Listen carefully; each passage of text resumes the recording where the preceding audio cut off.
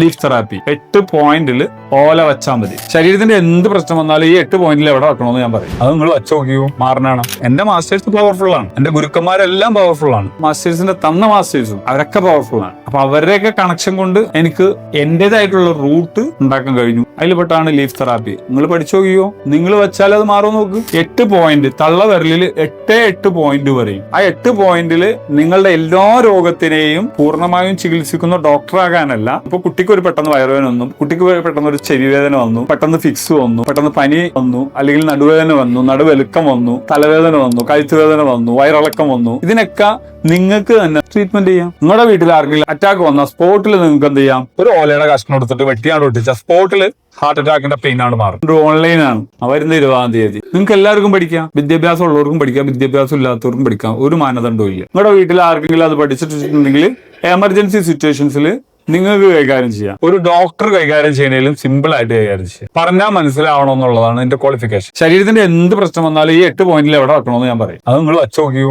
മാറണാണ്.